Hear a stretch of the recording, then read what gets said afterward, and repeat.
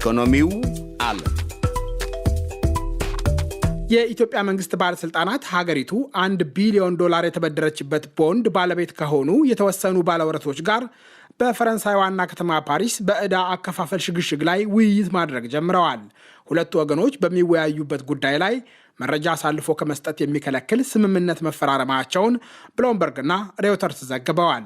በውይይቱ የገንዘብ ሚኒስትር ደኤታ ሳሉ የዕዳ አከፋፈል ሽግሽግ ላይ የተደረጉ ድርድሮችን ሲመሩ የቆዩት የብሔራዊ ባንክ ገዢ ኢዮብ ተካልኝ ይሳተፋሉ። ከቦንድ ባለቤቶች ጋር የተወሰኑ ስብሰባዎች እንደሚካሄዱ ለሬውተርስ ያረጋገጡ የገንዘብ ሚኒስቴር ባለስልጣን ሁለቱ ወገኖች ስምምነት ላይ ሳይደርሱ ሊቀሩ እንደሚችሉ ገልጸዋል። ኢዮብ ወደ ፈረንሳይ ያቀኑት የብሔራዊ ባንክ ገዢ ሆነው ከተሾሙ በኋላ ዕዳ ሽግሽግ ላይ ለመወያየት ወደ ቻይና በተጓዙ በጥቂት ቀናት ልዩነት ውስጥ ነው። የኢትዮጵያ መንግስት ከግል አበዳሪዎቹ ጋር የሚደረገውን ድርድር በታህሳስ ይካሄዳል ተብሎ ከሚጠበቀው የዓለም አቀፉ የገንዘብ ድርጅት የተራዘመ የብድር አቅርቦት 4ኛ ግምገማ በፊት ማጠናቀቅ እንደሚፈልግ የፕራግማ ኢንቨስትመንት አድቫይዘሪ ዋና ስራ አስፈጻሚ መርዕድ ብስራት ይናገራሉ። የኢትዮጵያ መንግስት ከዩሮ ቦንድ ሆልደሮቹ ጋር ዲሰምበር 2025 በፊት ኔጎሽዬሽኑን ጨርሰን እናሳውቃለን የሚል ታርጌት ተደርጎ ነው እየተሰራ ያለው። የሚቀጥለው ለ4ኛው የአይኤምኤፍ ኢኮኖሚክ ፓኬጅ ሪቪው የሚደረገው ዲሰምበር ላይ ይደረጋል።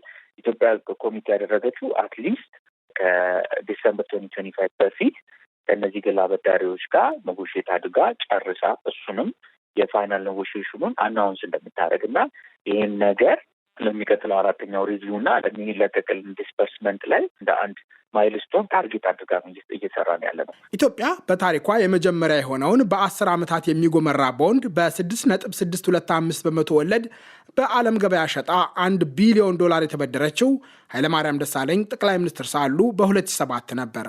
መንግስት በታህሳስ 2016 ለቦንድ ባለቤቶች $33 ሚሊዮን ወለድ ሳይከፍል ቀርቷል። ዋናው ብድር ተመልሶ የሚከፈልበት ጊዜ ባለፈው ዓመት ያበቃ ሲሆን የቦንድ ባለቤቶችና የገንዘብ ሚኒስቴር ባለስልጣናት ከዚህ ቀደም ያደረጓቸው ውይይቶች ፍሬያማ አልነበሩም። ፕሪንሲፓሉ መከፈል የነበረበት ዲሰምበር 2024 ላይ ነው። ኦኬ፣ እሱን አልከፈልንም። እሱ ነው ዋናው ነገር አሁን የተንጠለጠለው። እነዚህም የግል አበዳሪዎች ዋናው ብድሩ $1 ቢሊዮን እንዴት ትከፍሉናላችሁ? የሚሸጋሸግ ከሆነ በስንት ወለድ ነው? እስከ ምን ያህል ጊዜ? የመሳሰሉትን ነገር ነው አሁን ከእነዚህ ሁሉ አበዳሪዎች ጋር የተነጋገረች ያለችው ኢትዮጵያ። የኢትዮጵያ መንግስት ከዋናው $1 ቢሊዮን ከ18 እስከ 20 በመቶ እንዲቀነስ ከዚህ ቀደም ያቀረበውን ምክረ ሀሳብ የቦንድ ባለቤቶች አልተቀበሉም። ገንዘብ ሚኒስቴርና የግል አበዳሪዎች ኢትዮጵያ የገጠማት የዕዳ ጫና የመክፈያ ጊዜ በማራዘም የሚፈታ የአጭር ጊዜ የገንዘብ እጥረት ወይስ ብድር ለመቀነስ የሚያስገድድ የመክፈል ችግር በሚለው ረገድ ልዩነት አላቸው። በተለይ የአሜሪካ ኢንቨስትመንት ተቋማት እንደ ብላክሮክ፣ ጄፒ ሞርጋን እና የጡረታ ላይ ኢንቨስት የሚያደርጉ የጡረታ ድርጅቶች ናቸው እነዚህም ቦንዱን የያዙት። አሁን ከእነሱ ጋር ያለውን ኔጎሽዬሽን ነው አሁን ኢትዮጵያ የጀመረችው። ኢትዮጵያ ሄርከት ሊሰጥን ብላ ነበር፣ እሱን አንቀበልም ብለዋል። ፕሮባብሊ ልክ እንደ ሌሎቹ መሸጋሸግ ላይ ነው። ተሸጋሽጎ እንደገና እዳው ተደልድሎ ለመክፈል ያለውን ነገር ነው አሁን ከረንትሊ እየተነጋገሩ ያሉት። ከኢትዮጵያ የግል አበዳሪዎች ጋር የሚደረገው ውይይት እስከ መቼ ሊቆይ እንደሚችል ዶይቼ ቬለ ከገንዘብ ሚኒስቴርና የቦንድ ባለቤቶችን ከሚወክሉ የኢንቨስትመንት ድርጅቶች ተጨማሪ ማብራሪያ ለማግኘት ያደረገው ሙከራ አልተሳካም። የዕዳ ሽግሽግ የጠቅላይ ሚኒስትር አብይ አህመድ መንግስት ተግባራዊ የሚያደርገው የኢኮኖሚ ማሻሻያ መርሃ ግብር አንድ ዓላማ ነው። ገንዘብ ሚኒስቴር በቡድን 20 የጋራ ማዕቀፍ የዕዳ ሽግሽግ ከኢትዮጵያ ኦፊሲያል አበዳሪዎች ጋር የመግባቢያ ሰነድ ስምምነት ላይ መድረሱን ይፋ ያደረገው ባለፈው ሰኔ 25 2017 ነበር። በቻይናና በፈረንሳይ ተባባሪ ሊቀመንበርነት ከሚመራው የአበዳሪዎች ኮሚቴ ጋር የተደረሰው ስምምነት የዓለም አቀፉ የገንዘብ ድርጅት የተራዘመ የብድር አቅርቦት መርሃ ግብር ተግባራዊ በሚደረግባቸው ዓመታት ለኢትዮጵያ $3.5 ቢሊዮን ከዕዳ ክፍያ ያድናል ተብሎ እንደሚጠበቅ ገንዘብ ሚኒስቴር አስታውቋል። የመግባቢያ ስምምነቱ ባለፈው ሰኔ ቢፈረምም ተግባራዊ የሚሆነው ከእያንዳንዱ የኮሚቴው አባላት ጋር በሚደረጉ የሁለትዮሽ ስምምነቶች አማካኝነት ነው። ኢኮኖሚክ ሪፎርም ፓኬጁ ጁን 2028 ድረስ ነው። የ4 ዓመት ኢኮኖሚክ ሪፎርም ፓኬጅ ነው። በዚህ 4 ዓመት ውስጥ ኢትዮጵያ ያላትን የፎሬክስ ማክሮ ኢኮኖሚክ ኢምባላንስስ በሙሉ አርማ ኤክስፖርቷ ጨምሮ አልፍ የመከፈል አቅሟ ከፍ ይላል በሚል እሳቤ ነው 4 ዓመት ተደርጎ እዚህ ማክሮ ኢኮኖሚ ማሻሻያ ውስጥ የገባችው።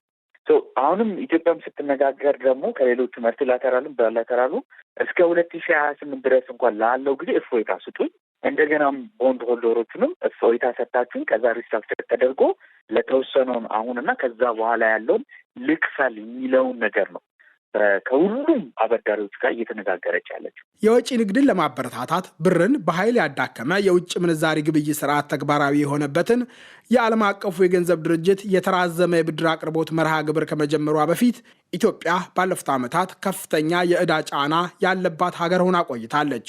ሀገሪቱ 33 ቢሊዮን ዶላር የውጭ ዕዳ አለባት።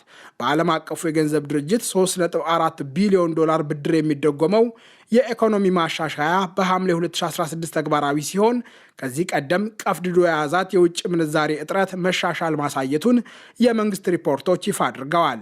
ከወጪ ንግድና ከሐዋላ የምታገኘው ገቢ እድገት አሳይቶ የሀገሪቱ የውጭ ምንዛሬ ክምችት ከፍ ቢልም ዓለም ባንክና ዓለም አቀፉ የገንዘብ ድርጅት በቅርቡ ይፋ ያደረጉት የዕዳ ትንተና ኢትዮጵያ አሁንም የዕዳ ጫና ውስጥ እንደምትገኝ አስጠንቅቋል። ሰነዱ እንደሚለው ሀገሪቱ ያለባት የውጭ ዕዳ ዘላቂ አይደለም። የውጭ ዕዳዋ ከጂዲፒ አኳያ ሲታይ ዝቅተኛ ነው። ጂዲፒዋ 115 ቢሊዮን ዶላር አካባቢ ነው። ጠቅላላ የውጭ ዕዳ ክምችቷ በሙሉ ወደ 33 ቢሊዮን ዶላር አካባቢ ነው። የመክፈል አቅሟን ግን ስናየ ግን ኤክስፖርቱ ገና 8.5 ቢሊዮን ዶላር ነው። የመክፈል አቅሟ አሁንም ስቲል ኤክስፖርት ከምታደርገው አኳያ ሞር መጨመር አለበት። ኦኬ፣ እዛ ላይ አሁንም ስቲል ጫና ውስጥ ናት ያለችው። ለምሳሌ በዚህ በጀት ዓመት የመንግስት ገቢ 1.2 ትሪሊዮን ነው ከነ ግራንቱ ጨምሮ። ዕዳ እከፍላለሁ ያለው ግን በጀት ያዘጋጀው ግን 485 ቢሊዮን ብር ነው። ያ ማለት ኦልሞስት ወደ 35% አካባቢ የሚያክለውን ገቢ ለዕዳ መክፈል ነው። ያውም ይሄ ዕዳ የሚከፈለው ማይንጁ 485 ቢሊዮን ብሩ 200 ቢሊዮን ብሩ ለሎካል ዕዳ ነው። የሚቀርቡ 200 ካልተሳሳትም ወደ 250 ቢሊዮን ብሩ ደግሞ ለውጭ ዕዳ የሚካፈል ነው። ስቲል ይሄ የሚያሳየው ብዙ ጊዜ አገሮች ከጠቅላላ ገቢያቸው ለ30% ለዕዳ ክፍያ የሚያወጡ ከሆነ አይመከርም። የሚመከረው ከ10% በታች እንዲሆን። የዕዳ ክፍያ ከኢትዮጵያ የወጪ ንግድ ያለው ምጣኔ በሚቀጥለው ዓመት ብቻ 36.6 በመቶ ይደርሳል ተብሎ እንደሚጠበቅ የዓለም አቀፉ የገንዘብ ድርጅትና የዓለም ባንክ የዕዳ ትንተና ሰነድ ያሳያል። ኢትዮጵያ የዕዳ ክፍያ እፎይታ ባገኘችበት በጎርጎሮሳዊው 2025 ምጣኔው 5.6 በመቶ ብቻ ነበር። በጎርጎሮሳዊው 2027 ወደ 15.3 በመቶ ዝቅ ይላል ተብሎ የሚጠበቀው የዕዳ ክፍያ ከወጪ ንግድ ያለው ምጣኔ በዓለም አቀፉ የገንዘብ ድርጅት ብድር የሚደጎመው የኢኮኖሚ ማሻሻያ በሚጠናቀቅበት የጎርጎሮሳዊ 2028 በአንጻሩ ወደ 15.9 በመቶ ይደርሳል። ኢትዮጵያ ከአበዳሪዎቿ በሚደረግላት የብድር አከፋፈል ሽግሽግ ያለባት የዕዳ ጫና መካከለኛ ይሆናል ተብሎ ይጠበቃል። ለመንግስት ቢያንስ ከ2 ዓመታት በላይ የክፍያ ፋታ የሚሰጠው ሽግሽግ ሲያበቃ ግን ሀገሪቱ ዕዳዋን መክፈል አለባት። ከዚህ በተጨማሪ የኢትዮጵያ መንግስት በዓለም ገበያ ቦንድ በመሸጥ ዳግም የመበደር ፍላጎት ካለው ድርድር ላይ የሚገኘውን 1 ቢሊዮን ዶላር ዕዳ ከፍሎ ተአማኒነት ማግኘት አለበት። ከዚህ በተጨማሪ የመንግስት እቅዶች ተጨማሪ ብድር የሚፈልጉ ናቸው። በኢትዮጵያ መንግስት በኩል ይሄ ነገር ቶሎ እንዲያልቅ ይፈለጋል። ለምን ከተባለ ጠቅላይ ሚኒስትሩ ህዳሴ ግድብ ሲመረቅ በጣም ብዙ ሜጋ ፕሮጀክቶች አናውንስ ተደርገዋል። እነዚህ ሁሉ ሜጋ ፕሮጀክቶች ብድር ይፈልጋሉ። ዛሬ ባይሆንም ከዚህ በኋላ ለሚመጣው አትሊስት ኢኮኖሚክ ሪፎርም ወይም ከጨረስን በኋላ እንኳን ብድር ይፈልጋሉ። የኢኮኖሚ ማሻሻያ መርሃ ግብር ተግባራዊ በሚደረግባቸው ዓመታት ውስጥ ብቻ መንግስት ለሚያከናውናቸው ስራዎች ከ10 ቢሊዮን ዶላር በላይ ያስፈልገዋል ተብሎ እንደሚገመት የዓለም አቀፉ የገንዘብ ድርጅትና የዓለም ባንክ የዕዳ ትንተና ሰነድ ያሳያል።